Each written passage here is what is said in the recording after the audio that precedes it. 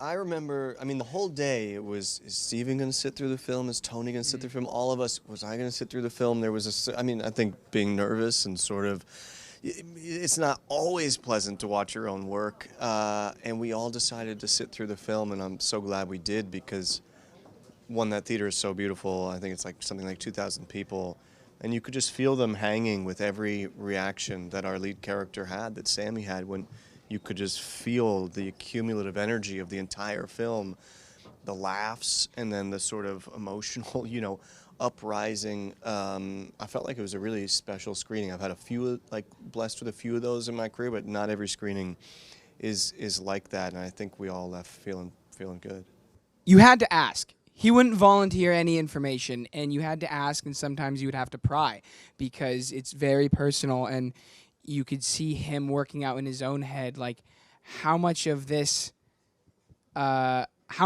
issues that I will share, how much of it will actually benefit the movie and their performance. And so, yeah, I mean, if you ask, he gave it to you, and you could have these hard conversations with him, and you could watch him relive it over Zoom, and then a month later on set. But on the day, it was your performance, and it was really special watching how he worked with Paul and Michelle, because we could do a scene and it could have gone great, and then he's about to move on, and then he turns around and he's like, oh wait, no, but my dad did it like this, could you do it like this?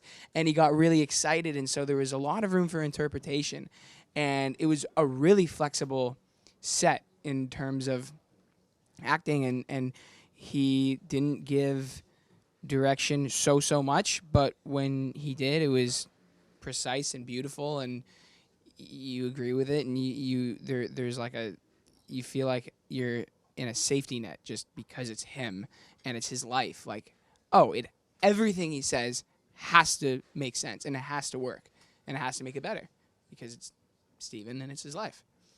It's also written through a young man's eyes in some ways, but then there's an adult Steven there and the storyteller Steven there. So you could say there was three Stevens there sort of at work. And I would say that there was a lot of process of discovery as well.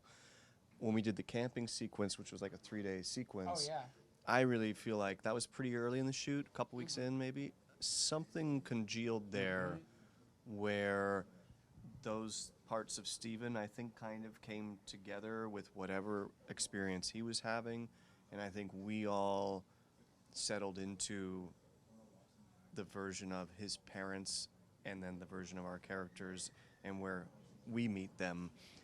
So it's not an easy question to answer because the process was really alive, which made it a little scary at times, but in a good way. Yeah. I had no personal agenda here other than to serve Steven's vision and to really just try to do what he, to try to provide him with what he wanted or needed to make the film he wanted to make. I did ask him I asked very logistical questions. I find a lot when I sign on. I'm just like, how do you direct? And he said very early on, he's like, I don't like to talk to the actors that much. He'd like to talk to us, but not about acting. And he actually said on one of our Zooms, he's like, I love TV actors because they don't ask any questions. They just do what I say. And I thought that was a funny, and honestly, in my head, I was like, that's what I'll do. I will just do what he says. I'll ask questions when I need to, but some directors like to sit and talk about the scene for half an hour as they're setting up the shot, and he was not like that. He would at times, but he also was happy not to.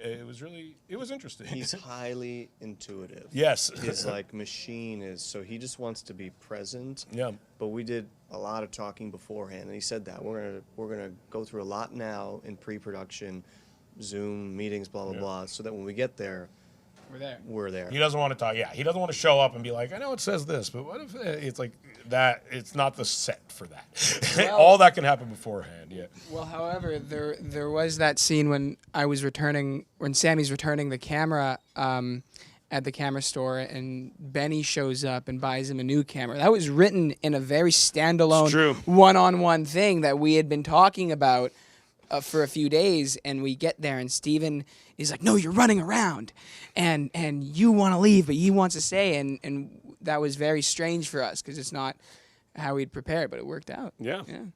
I think it's very clear in the film, but there's two parents here. One is the scientist, the engineer, the computer genius, the technician, and one is this Peter Pan dreamy artist in the mother.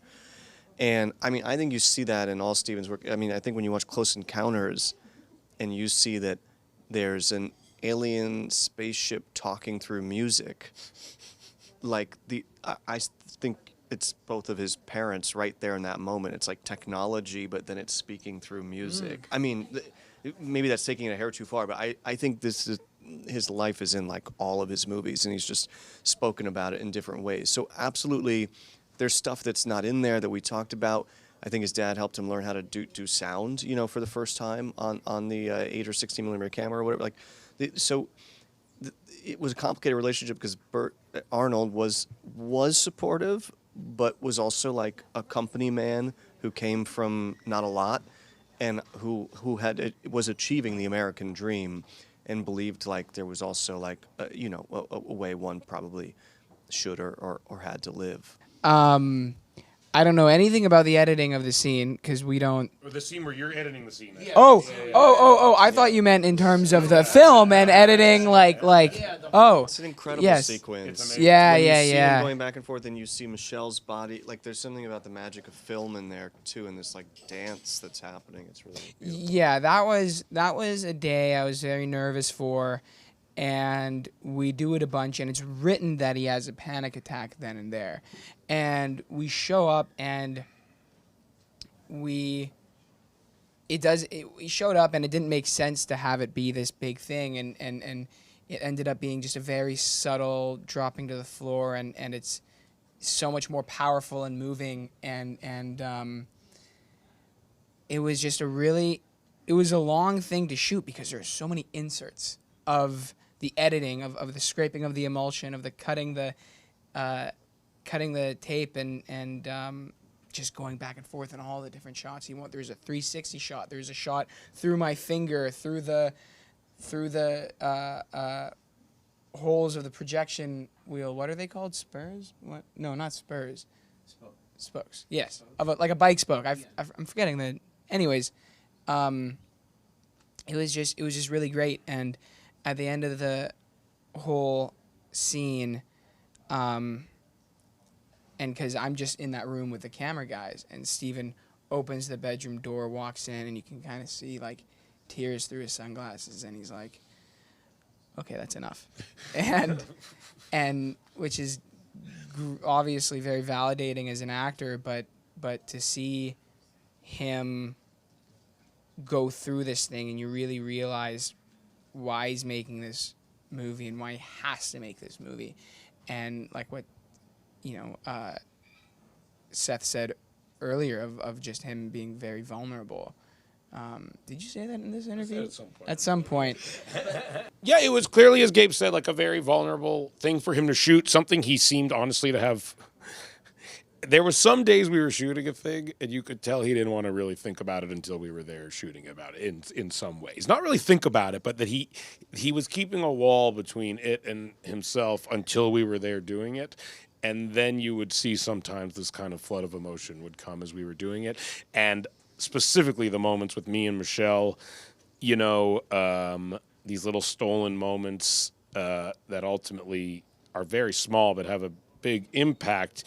It was something that I was like trying to be very delicate with as we were doing it, and it's a weird position to be in where you're just very aware that like what you're portraying in this moment is one of the most sensitive things that ever happened to this person, and to want to honor it and bring it to life in a way that is respectful to what he went through, but also dramatizing the moment effectively. It was a strange experience. Well, Steven snuck onto movie sets, and Alfred Hitchcock preferred a closed set, and he kicked him out. and essentially, but he just walked around Universal, and he according to the HBO documentary, I never really got a chance to talk to him about this because it wasn't in the movie and we had other things to talk about. But he would just spend summers sneaking in and breaking into offices and writing there or stuff and just really seeing how the industry worked. And Hitchcock didn't like it.